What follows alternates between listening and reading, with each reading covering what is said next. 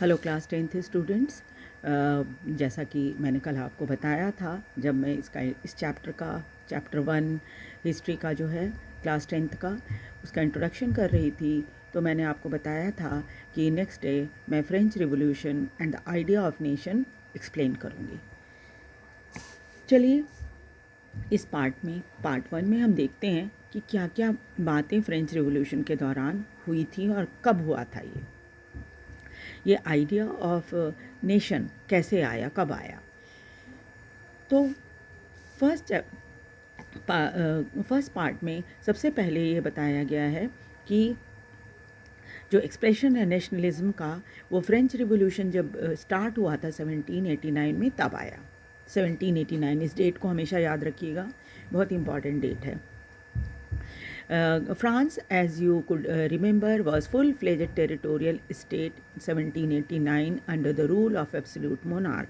उस समय क्या था कि फ्रांस जो था वो राजतंत्र के अंदर चल रहा था, वहाँ राजतंत्र था। Political and constitutional changes that came in the wake of the French Revolution led to the transfer of sovereignty from monarchy to the body of French citizen. और जब फ्रेंच रिवॉल्यूशन हुआ तो उसके बाद क्या है, कुछ राजनीतिक और कुछ संवैधानिक बदलाव आए, और उसके बाद क्या हुआ कि वहाँ पर राजा से शासन को फ्रांस के नागरिकों के हाथ में दे दिया गया था। The revolution proclaimed that it was the people who would henceforth constitute the nation and shape its design. और तब जो इस क्रांति के बाद ये कहा गया कि लोग ही जो हैं वो संवैधानिक रूप से देश को चलाएंगे और वही इसके कर्ता धर्ता होंगे। डेस्टिनी मतलब भाग्य, देश का जो भाग्य है वो अब नागरिकों के हाथ में है। फिर क्या हुआ कि शुरुआत से ही रिवोल्यूशनरीज जो थे उन्होंने क्या किया, कई ऐसे कदम उठाए जिससे एक कलेक्टिव आइडेंटिटी का भाव लोगों के मन में आ जाए। कलेक्टिव आइडेंटिटी मतलब कि हम यहाँ के रहने वाले हैं, ये हमारी भाषा है, ये हमारा देश है। तो ये भाव कैसे आए लोगों के मन में, तो उसके लिए उन्होंने क्या किया, 2 आइडिया निकाले। वो क्या था, एक कलेक्टिव आइडेंटिटी का आइडिया लगाया जिसमें फ्रेंच पीपल को के सामने एक आइडिया रखा गया ला पैट्री का। ला पैट्री मतलब फादरलैंड, जैसे हम भारत में भारत माता या मदरलैंड कहते हैं, वैसे ही वहाँ पर ला पैट्री यानी कि फादरलैंड कहा गया। एंड उसके बाद ये कहा गया ला सिटोइन। इसका मतलब क्या है कि नागरिक या वहाँ के रहने वाले लोग। और उसके बाद एक यूनाइटेड कम्युनिटी फीलिंग को बताने के लिए उन्होंने ये कहा कि सबको समान अधिकार दिया जाएगा संवैधानिक रूप से, राइट अंडर द कॉन्स्टिट्यूशन, ठीक है। एंड अन्यू इसलिए क्या किया गया, सब में एकता लाने के लिए उन्होंने क्या किया कि एक फ्रेंच फ्लैग बनाया, और उसके बाद जो कि ट्राई कलर की तरह ही था। ट्राई कलर आप समझते हो, हमारे देश के झंडे को भी ट्राई कलर कहा जाता है, और ट्राई कलर का अर्थ होता है 3 रंगों वाला। तो उनका भी झंडा जो है वो 3 रंगों का है। और इसको बदला गया, पहले राजा जब थे तो राजा के समय झंडा अलग किस्म का हुआ करता था, और अब इन्होंने इसको चेंज करके ट्राई कलर बना दिया था। और स्टेट जनरल जो पहले एक बॉडी थी जहाँ पर राजा उसमें काम करता था, अब उसको बदल दिया गया और बदलकर नेशनल असेंबली नाम रखा गया। फिर उसके बाद नेशनल असेंबली बन जाने के बाद ये कहा गया कि भाई अब नए हम हाइम्स, जैसे हमारे देश में राष्ट्रगान होता है, देशगान होता है, उस तरह से वहाँ भी राष्ट्रगान या देशगान बनाया गया। और साथ ही साथ कई चेंजेस भी लाई गई। उसमें एक तो ये किया गया कि भाई हाइम्स कंपोज किया गया, फिर शपथ ली गई देश की सेवा करने की या देश के साथ के लिए काम करने की। फिर जो मार्टियर्स थे जिन्होंने अपना जीवन देश के लिए बलिदान कर दिया था, उन लोगों का भी बहुत सम्मान किया गया। All in the name of nation. और ये सब किस लिए किया गया, राष्ट्र के नाम पर ये सारी चीज़ें की गई ताकि लोगों को एकता के सूत्र में बांधा जा सके। A centralized administrative system was put in place and formulated uniform law for all citizens within its territory. और एक ही टेरिटरी के अंदर रहने वाले सभी लोगों के लिए एक सेंट्रलाइज एडमिनिस्ट्रेटिव सिस्टम बनाया गया था। जैसे आप किसी ऑफिस में जाते हो, अपना काम करने जाते हो, आपके पास रहने वाले चाहे जितने लोग होते हैं सब ऑफिस में जाते हैं, उस ऑफिस में जाते हैं अपना काम करवाने के लिए, है ना।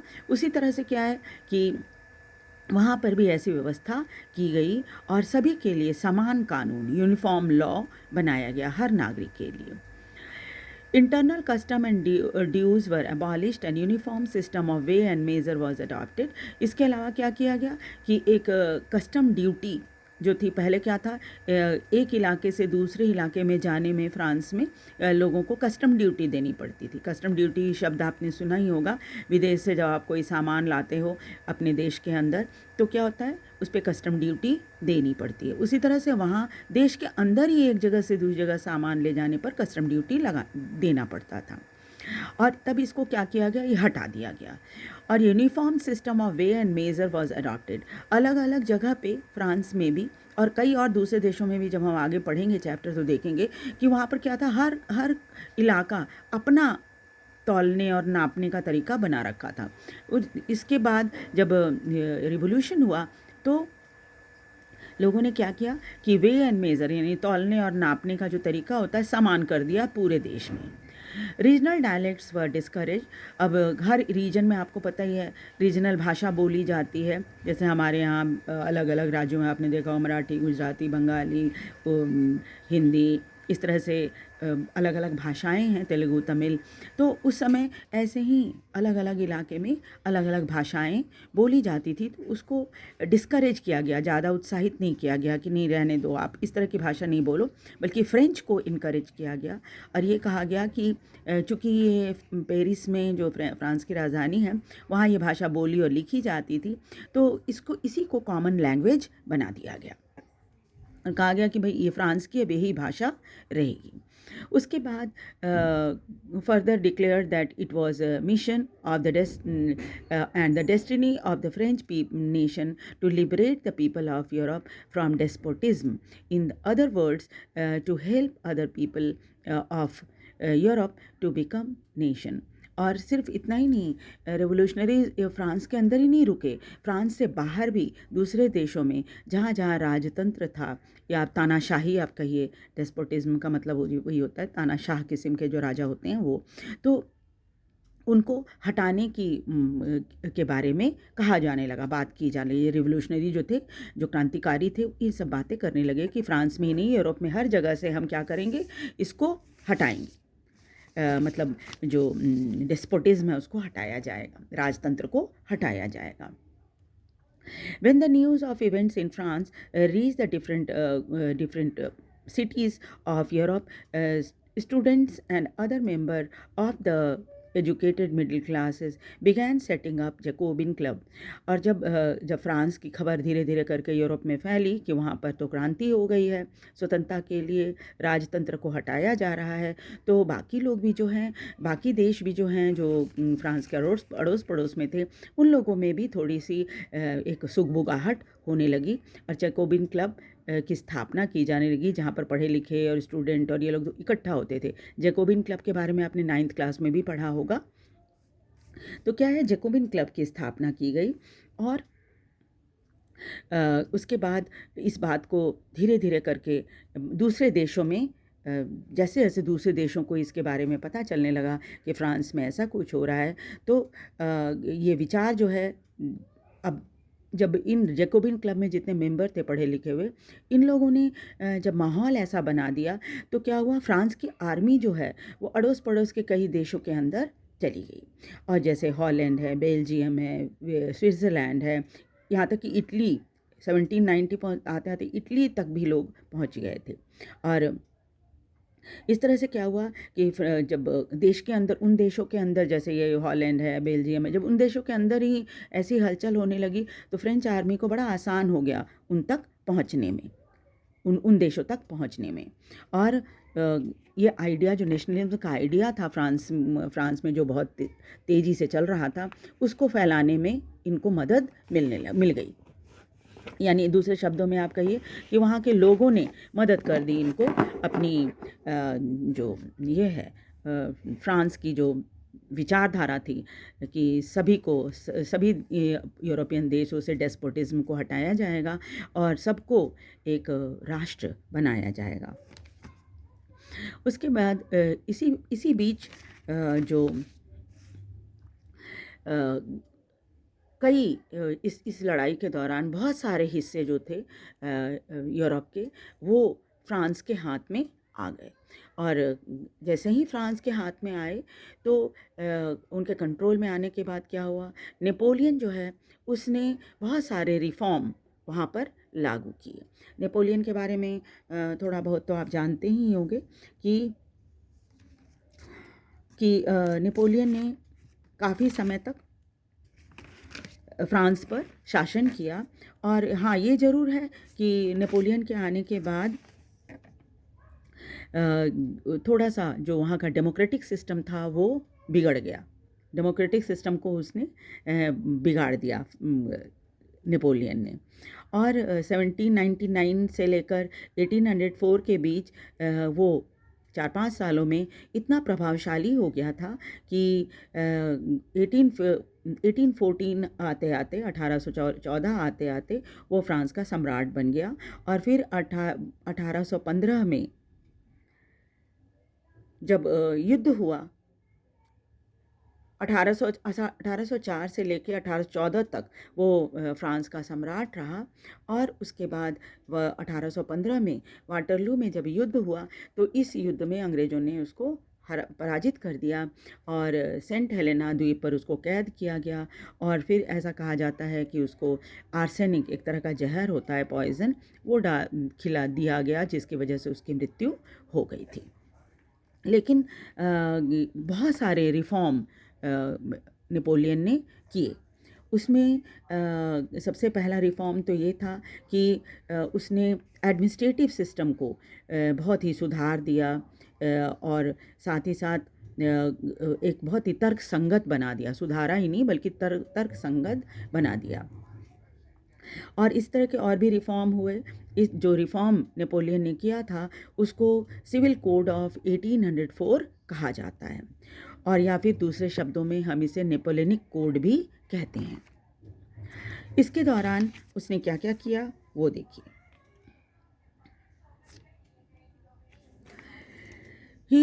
उसके बाद उसने क्या किया कि प्रिविलेज बाय बर्थ जो मिला करता था फ्रांस में लोगों को, उसको उसने ख़त्म कर दिया।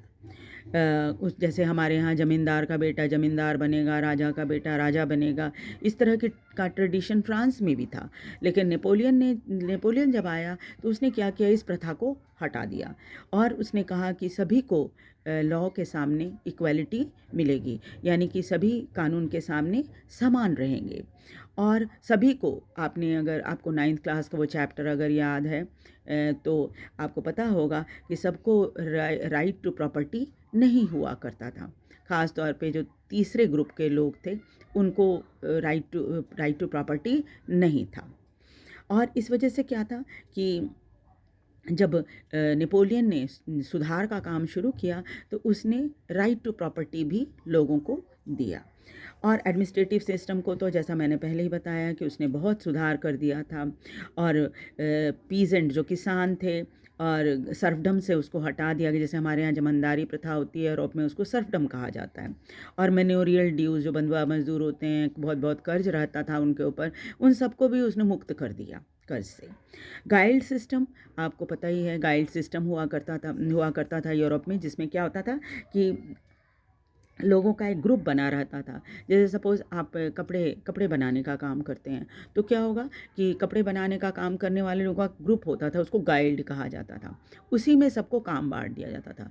सपोज़ आप अगर कपड़े बनाते हैं तो एक का काम होगा रुई लाना, दूसरे का काम होगा धागा बनाना, तीसरे ग्रुप का काम होगा धागे से कपड़े बनाना, फिर तीसरे चौथे ग्रुप का काम होगा उस पर डिज़ाइनिंग करना, फिर सिलाई करना। इस तरह से क्या होता, ये काम आपस में बटे रहते थे गाइल्ड के अंदर। और इसकी वजह से क्या होता था कि कोई बाहरी व्यक्ति अगर उस गाइल्ड के अंदर जाना चाहे तो नहीं जा पाता था। तो ये गाइल्ड सिस्टम को भी नेपोलियन ने हटा दिया। ट्रांसपोर्ट और कम्युनिकेशन सिस्टम में भी बहुत सुधार आ गए और इस तरह के सुधारों को देखकर बहुत सारे लोग तो बहुत खुश हुए और उसमें ख़ास तौर पे जो कर्ज से मुक्त हुए थे किसान जो थे वो, कामगार जो थे वो, वर्कर्स जो थे वो, नए बिजनेसमैन जो लोग थे वो लोग सब बड़े खुश हुए इस इस मतलब क्या कहते हैं इस सुधार से और फ़ायदा उठा मतलब क्या कहा जाए एंजॉय किया इस तरह की सिचुएशन को और नई नई फ्रीडम उनको मिली थी। इस मुक्ति का उन्होंने खूब फ़ायदा उठाया, खूब उसको उसके मज़े लिए, है ना। बिजनेस और small scale producer of goods in particular began to realize that uniform law, standardized weight and measure, and the common national currency would facilitate the movement and exchange of goods and capital from one region to another. ज़्यादा businessman और छोटे जो small scale production करने वाले लोग थे वो क्यों ज़्यादा खुश हुए? इसलिए खुश हुए कि उनको लगा कि अब जब यूनिफॉर्म लॉ, समान लॉ हो गया है और वेट और मेज़र स्टैंडर्डाइज हो गया है, कॉमन नेशनल करेंसी हो गई है, तो वो बड़े आसानी से एक जगह से दूसरी जगह जाकर अपना व्यापार कर सकते हैं। इवन पैसा, कैपिटल भी अपना इन्वेस्ट चाहे तो जहाँ मर्जी आए उस रीजन में कर सकते हैं। लेकिन आप जानते ही हैं कि जहाँ पर इस तरह की चीज़ें जब खुशियाँ आती हैं तो पीछे पीछे उसके साथ कुछ परेशानियाँ भी आ जाती हैं। तो यहाँ भी ऐसे ही हुआ कि जिन एरिया को फ्रेंच लोगों ने जीता था, धीरे धीरे वहाँ पर तो लोग बड़े खुश हो रहे थे। शुरू शुरू में मिक्स्ड उनका रिएक्शन था। सबको ऐसा लग रहा था कि जैसे हॉलैंड में, स्विट्ज़रलैंड में कुछ शहर जैसे ब्रुसेल्स, मेंस, मिलान, वार्सो और फ्रेंच आर्मी को यहाँ पर बहुत वेलकम किया गया कि वाह, ये तो हमारे लिए हार्बिंगर ऑफ लिबर्टी, यानी कि हमारे लिए तो एक तोहफे के रूप में स्वतंत्रता को लेकर आए हैं। लेकिन इनकी खुशी जो थी वो ज़्यादा समय तक कायम नहीं रही। धीरे धीरे वो थोड़े नाराज़ हो गए। क्यों नाराज़ हो गए? क्योंकि नई एडमिनिस्ट्रेटिव अरेंजमेंट में के साथ साथ उनको पॉलिटिकल नए एडमिनिस्ट्रेटिव सिस्टम को तो उन्होंने लगा दिया, पॉलिटिकल फ्रीडम उनको नहीं दी गई। टैक्स बढ़ा दिया गया, सेंसरशिप कर दिया गया। सेंसरशिप आप समझते ही हो कि कोई भी चीज़ छापने पर रोक लगाना। और उसके बाद ज़बरदस्ती force conscription into the French army, लोगों को पकड़ पकड़ कर फ्रांस की सेना में भर्ती किया जाने लगा, वो चाहें या ना चाहें। इसलिए लोग थोड़े नाराज़ हो गए और जितने अच्छे काम जो नेपोलियन ने किए थे, इन नाराज़गी के पीछे वो गायब हो गए। यानी कि आप दूसरे शब्दों में कहिए कि अब लोगों को बुराई नज़र ज़्यादा आने लग गई, अच्छाई कम नज़र आने लगी। ठीक है। So in the next class we will continue with the chapter और हम लोग आगे जो है making of nationalism in Europe ये पढ़ेंगे। ठीक है। Okay, thank you very much.